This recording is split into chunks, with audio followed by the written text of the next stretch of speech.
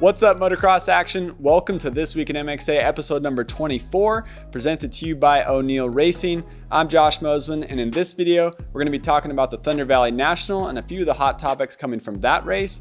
And I got an exclusive interview with Davey Coombs, owner of RacerX and MX Sports, where we talk about the logistics of running the AMA Nationals and dealing with NBC Sports, the NBC Sports Network, and the Peacock Premium Streaming Service, MAV TV, and all the logistics that go into putting motocross on TV and online. Kicking things off, hockey versus motocross. I think most people watching this video will agree with me. Motocross is far better, but unfortunately, if you're getting ready to watch the Fox Raceway National, the season opener of the Lucas Oil Pro Motocross series, you missed out on the second motos on the NBC Sports Network. They were supposed to be shown live. Unfortunately, hockey game bled into the AMA Nationals, pushed the motos back a few hours, and you missed out on it. You had your TV ready, you had your dinner ready. Evening plans were ruined for Saturday night. Unfortunately, a lot of people were really bummed out about it, and that prompted me to interview Davey Coombs and learn a little bit more about the logistics that go into running a TV program. And I wanted to just share some of that information with you guys so you have some more context when you're watching the AMA Nationals the rest of this summer. The second two motos somewhere else. It's because even with NASCAR, you're hard pressed to find a network that's going to stay with motorcycling or a motorsport program for 4 straight hours on a Saturday afternoon. Even Supercross tries to get in as under a 3-hour show, but Supercross happens in the winter when really the only competition they have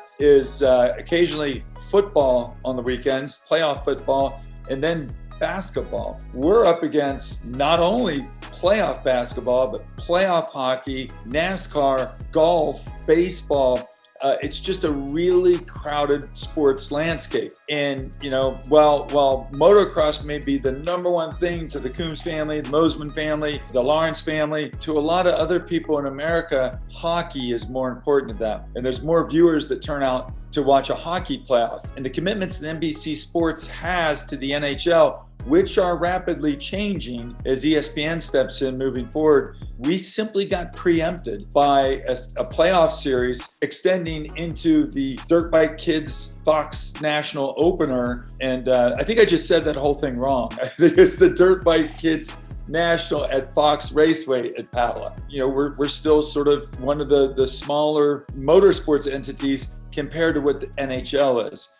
And then to make it compound it, the game went into overtime. And so we got pushed even further. And the people that we work with at the NBC, like Chris Steepak and Chris Robinson, they are in there championing Lucas Oil Pro Motocross every week, every meeting they have. I was on one of these many Zoom calls today, trying to figure out why we still haven't gotten it sorted out in Australia, as we have these 2 ascendant stars in our 250 points leader, Jet Lawrence, and his older brother, Hunter. Those guys are superstars in the making and are going to be a lot of fun to be around and to watch. But right now in their home country, it's hard to watch. So we're trying to sort that out. There's just a million little things that people don't realize. Major news was released last year, as we reported on it, that NBC Sports Channel is actually going away for 2022. So the home of AMA Supercross and Motocross is actually going away, as they're moving all of their channels and all of their shows on the NBCSN network over to their Peacock Premium Streaming service. The whole thing is going streaming. People consume media so much more differently now than they used to. And we were scared to death last year when NBC told us that the whole network was having this, about face and going in sort of a different direction. That was pre-pandemic. Now that we all had to change the way we look at everything and where we find our shows and how things are broadcast. I think it's, we're getting a lot more used to it, but it is going to be difficult for fans that just have a way that they're used to. And change is never easy. Evolution is not either. If we want to get the most eyeballs, we've got to figure out a way to get in kids' phones, in their devices, and also in our own devices. The Peacock Premium Streaming service has been quite a topic of controversy for the 2021 season. Originally, when I first heard about it, Peacock Premium, it didn't really make a whole lot of sense to me, and I thought it was kind of a weird name and wasn't very catchy as for where I want to go to watch my Supercross and Motocross. I just found out recently from MXA's Trevor Nelson that the Peacock name for NBC actually comes from their logo, because it's kind of a peacock logo for the NBC channel, so that was a little bit interesting for me. But comparing the Peacock Premium Streaming service to the NBC Sports Gold Pass that we had last year to watch the Supercross series and the Nationals, last year it was $75 to watch Supercross, $85 to watch Supercross and outdoors combined. This year, now it's $4.99 or $5.99, what is it? Peacock Premium, it's $5 a month. You get first motos, you get second motos, you get to watch qualifying live. For me, yes, I am young. I am kind of grew up with more of the digital age, but I personally not a huge fan of Netflix, not a huge fan of these types of services, but Peacock is growing on me. It is nice to be able to click and watch first motos and second motos live. Personally, I've never had MAV TV on my TV channel package. My parents growing up, if I wanted to watch the first motos of the Nationals, I had to go over to my friend's house. They had DirecTV and they had the special package. It's not too bad of a deal. And I got to ask Davey Coombs, why is the Nationals displayed on MAV TV for the first moto and NBC Sports for the second moto? That always confused me, and it's a very confusing topic for a lot of people. He explained more about it right here. So this is kind of where we find ourselves as a sport in a really tough situation with NBC. NBC is the first major network to decide to move almost everything over to a streaming service. In this case, it's Peacock. They're getting rid of NBC Sports that we've all been watching Supercross and Motocross on for a long time. This is the end of it. We're trying to figure out where we're going to be with NBC next year as far as linear television goes, because they have the USA network still. They're trying to figure out other things. We expect to have linear TV. That's part of our contract, but they're making this sort of giant move. I would say it's the equivalent of Honda saying, we're going to burn our ships in the harbor when it comes to 2 strokes and go all 4 strokes. It's been tough and it was controversial, and a lot of people still have a sore spot with that. Well, right now we're kind of in that same spot where we're not ready for them to do what they're doing, but they're doing it, and we're going to have to all adapt to it. I don't think it's any secret that within 3 or 4 years, almost everything we watch will be sort of a la carte streaming, and a lot of us consume Netflix, our shows that way now, and sports is going that way. It's just that sports was the last thing that we were used to watching almost entirely live by appointment on linear television.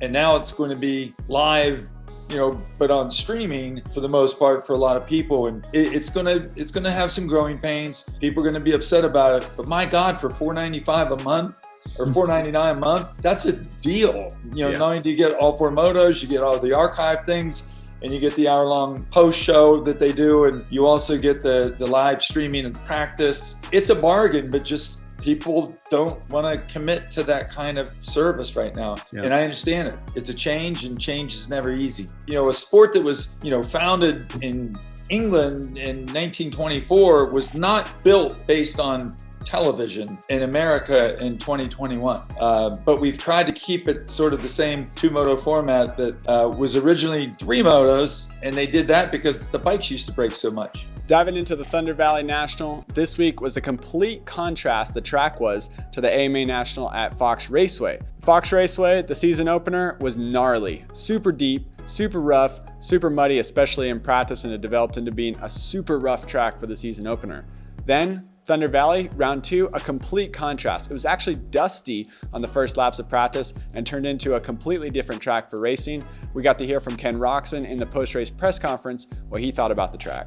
I like Thunder Valley in general. I think the ruts and the clay kind of dirt made it, just suits me very well. So I dealt with the bike really well, and honestly I enjoyed both motos. I really enjoyed the first one. Obviously me and Adam and Dylan battling was super fun.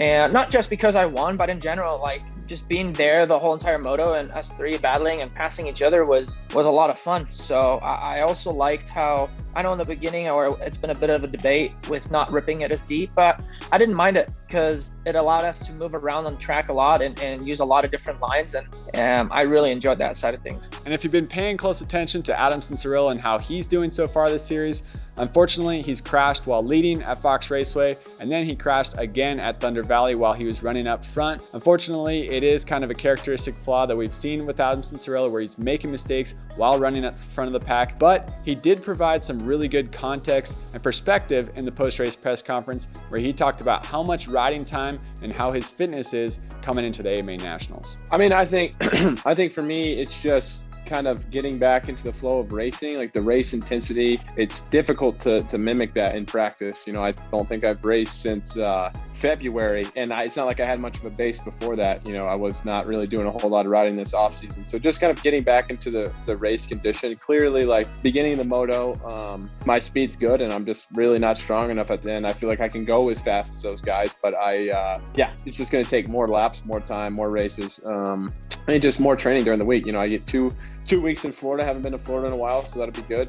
Training the heat and do all that good stuff. But just getting more time on the bike. I'm sure I'm not alone in being frustrated seeing Adam Sincerell tip over. I wanted to see what he could do if he hadn't tipped over in that Thunder Valley Moto in the 450 class, but hearing from him in the post-race press conference did give some context as to why he's been struggling, why he has those little tip overs, and why his fitness hasn't been quite there. He's missed a lot of time due to injuries this year. And one thing that you guys should know is that factory teams, they love speed, raw speed, more than consistency. They know that they can work with raw speed to tailor a rider, make him a little bit smoother, and ultimately hopefully win races and championships with that kind of speed. Recapping the 250 class, coming into Thunder Valley, Jeremy Martin and Jet Lawrence shared the red plate. Leaving Thunder Valley, Jet Lawrence has a 10-point lead and Jeremy Martin is out. It was super unfortunate. Jeremy Martin and his brother Alex Martin both got injured again on the same day at the Thunder Valley National, just like they did at the Orlando Supercross earlier in the year. It's a huge bummer for our entire sport to be missing these two guys. Jeremy Martin came into the season nursing a fractured scaphoid bone in his left wrist and a sore shoulder from his crash in Orlando Supercross. Unfortunately, his crash in the second moto at Thunder Valley re-injured his wrist, and it looks like he's going to take some time off to get that healed now. Alex Martin's crash in practice also came in a similar way to his brother, where he said that he landed in a soft spot. He fractured his radius bone and his ulna bone in his right wrist, and he's out for a while now too, and he actually had surgery on Saturday straight after the race. As for Jet Lawrence, he went 4-1 to get second overall and extend his points lead, as I already mentioned. Justin Cooper went 2-2 to get the overall win for Star Racing Yamaha and turn his season around, as he was struggling at Fox Raceway. He definitely picked it up at round 2. Hunter Lawrence is impressive. He ended up 3rd overall. Another highlight of the 250 class, my friend Dylan Schwartz on the Bar X Suzuki finished 9th overall. Suzuki RMZ 250, 9th overall, scoring in the top 10 at the Thunder Valley National. This is at Colorado at high elevation where horsepower is key. Those Twisted guys, Twisted Development, they've got a strong engine in that Bar X Suzuki. It's very impressive to see him up there as well. And a snapshot recap of the 450 class, Ken Roczen goes 1-1 to earn the points lead in the red plate by 1 point over Dylan Ferrandis, who went 2-2. He fought his way through the pack multiple times. Adam Sincerell was super fast, as we already mentioned. He went 3-6 for 3rd overall and ended up on the podium. These three guys, very, very impressive. It's going to be interesting to see how the series rolls on as we move to High Point. This weekend, we have a weekend off. It's kind of unique. We have 2 races to start off the season. Weekend off, then we're going to High Point, then we're going to take another weekend off after that, then go to Redbud, and then the series is going to pick up a little bit quicker as we start clicking off more races. And I think this weekend off is going to benefit a lot of guys like Eli Tomac, Cooper Webb, guys who have been struggling to find bike settings and find comfort at the races. I think they're going to benefit a lot from these extra weekends off that we're having earlier on in the Pro Motocross season schedule. And hopefully that creates even tighter racing as the series moves on. All right, guys, that's all for this week in MXA episode 24. If you liked the video, make sure to click the subscribe button on our YouTube channel to stay up to date with more videos we got coming. And check out motocrossactionmag.com for latest news, reviews, bike tests, race results, and more, as we got it all on our website.